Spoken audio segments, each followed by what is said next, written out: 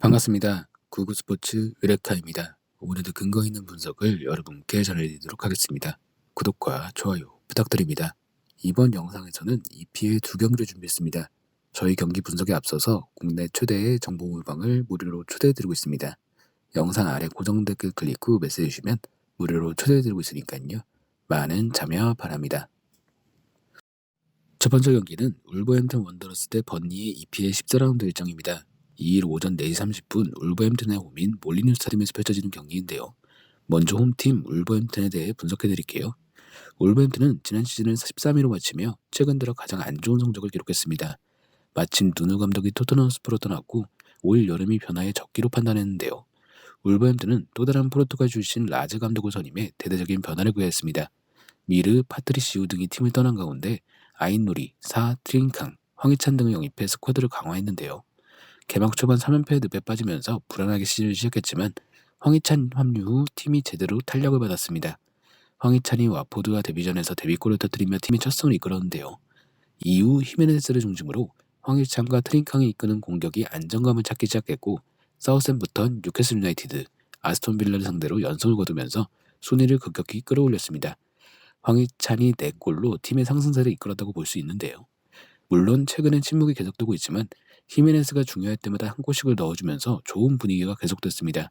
지난 주말 노리치 시티 원정 0대0 무승부는 아쉬운 결과였지만 그래도 흐름은 나쁘지 않은 편인데요. 무엇보다 홈에서만큼은 최근 3연승을 달리고 있는 만큼 이번 번리전을 자신감 있게 준비 중입니다. 참고로 포덴스는 코로나 양성 반응, 네투는 부상을 이유로 이번 경기에 나서지 못합니다. 다음은 원정팀 번리에 대해 설명드릴게요. 지난 시즌 17위로 겨우 강등을 면한 번리는 올 시즌에도 시작부터 어려움을 겪고 있습니다. 12경기를 치른 현재 1승 6무 5패의 저조한 성적을 기록하며 또 강등권으로 밀려나 있는데요.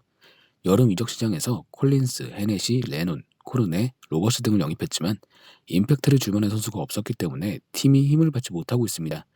브라이튼 앤 호브 알비온과 개막전에서 1대2로 패한 번리는 부진을 거듭하다가 10경기 만에 첫 승을 신고했는데요.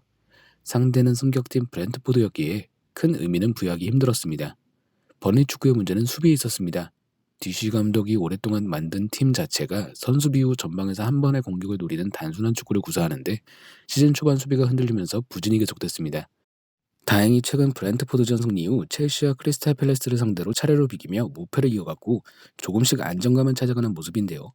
토트넘 허스퍼전이 번니의 현재를 확인할 수 있는 절호의 기회였는데 폭술로 연기된 점이 아쉬울 수밖에 없었습니다. 이에 따라 수비수 타코스키와 미드필더 웨스트우드가 경고 누적 징계가 이번 울버햄튼전으로 이어졌는데요. 핵심 선수 2명 없이 치러야 할 이번 울버햄튼 원정이 부담스러울 수밖에 없습니다. 울버햄튼과 번리는 확실히 지향하는 목표점이 다른 팀들입니다. 울버햄튼은 올 시즌 유럽 대항전을 목표로 하고 있고 번리는 강등권 탈출이 꿈인데요.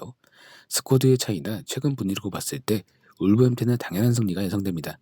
게다가 울버햄튼은 최근 홈에서 연승을 달리고 있으며 번리는 올 시즌 원정 순위가 한 번도 없습니다. 두 번째 경기는 에버턴 대 리버풀의 EPL 14라운드 일정입니다. 2일 오전 5시 15분 에버턴의 홈인 구디스파크에서 펼쳐지는 경기인데요. 먼저 홈팀 에버턴에 대해 분석해드릴게요. 에버턴의 지난 여름은 혼란 그 자체였습니다. 안첼로티 감독이 갑작스럽게 레알 마드리드로 떠나면서 감독직이 공석이 됐고 어렵게 베니테즈 감독을 선임해 새 시즌을 준비해 나서는데요. 워낙 색깔이 다른 두 감독이다 보니 스쿼드의 변화도 상당했습니다. 킹, 월컷, 베르나르, 하메스, 깁슨, 킨 등이 팀을 떠났고 타운샌드, 베고비치, 그레이, 론던 등을 영입했습니다. 그래도 시즌 초반은 기대 이상의 성적을 냈는데요. 개막전에서 사우샘프턴을 3대1로 꺾었고 4경기 무패를 달리며 기세를 높였습니다. 하지만 급히 만들어진 팀은 흐름이 오래가지 못했습니다. 지난달 웨스트햄 유나이티드전 패배를 기점으로 3연패에 늪에 빠졌고 최근에도 맨체스터 시티와 브랜트포드의 2연패를 당하면서 순위가 끝없이 추락 중인데요. 악재가 쓰였다고 할 정도로 선수단 내 이탈자가 많은 게 부진의 원인으로 평가됩니다. 미나, 고메즈, 칼버트 루인, 데이비스가 부상 중이며 알란, 두쿠레, 그레이도 여전히 부상해서 돌아오지 못했는데요.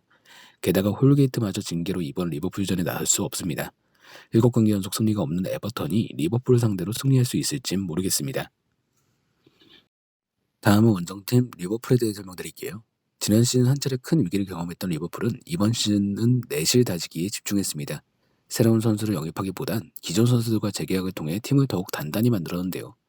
무엇보다 판다이크의 부상 복귀가 큰 힘이 되고 있습니다. 새 시즌 직전 복귀에 성공한 판다이크가 수비를 단단히 지켜주니 팀의 안정감이 배가 될 수밖에 없었는데요. 리버풀은 시즌 초반 리그 10경기에서 무패 행진을 달리면서 클럽 축구의 위상을 뽐냈습니다. 그 사이 맨체스터 유나이티드를 5대0으로 꺾으며 기세를 높이기도 했는데요. 리버풀의 무패는 웨스트햄 유나이티드 원정에서 2대3으로 패하면서 끊겼지만 이후 아스날과 사우스햄프턴을 상대로 각각 4대0 승리를 기록하면서 분풀이에 나섰습니다.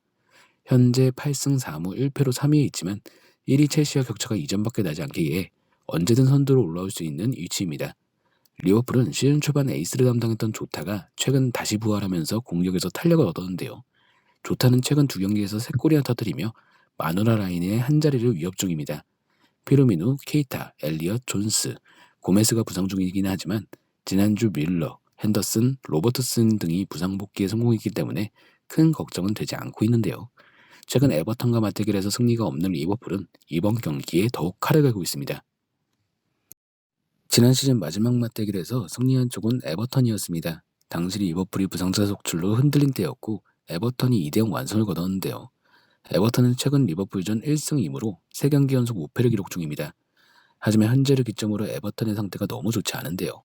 홈에서만큼은 리버풀에 웬만하면 패하지 않는 에버턴이지만 이번이 2016년 이후 5년 만에 라이벌에 패할 타이밍으로 평가됩니다. 리버풀의 승리를 예상해보겠습니다. 자, 오늘은 EPL 2경기를 분석해드렸습니다. 언제나 스포츠에 100%는 없습니다. 선택은 여러분의 몫입니다. 더욱더 좋은 분석으로 찾아뵙도록 하겠습니다. 구독과 좋아요 한 번씩 눌러주시면 감사하겠습니다. 국내 최대 정보 공유방 무료로 초대해드리고 있으니까 영상 아래 고정 댓글 클릭 후 메시지 주시면 초대해드리도록 하겠습니다. 지금까지 구구스포츠였습니다.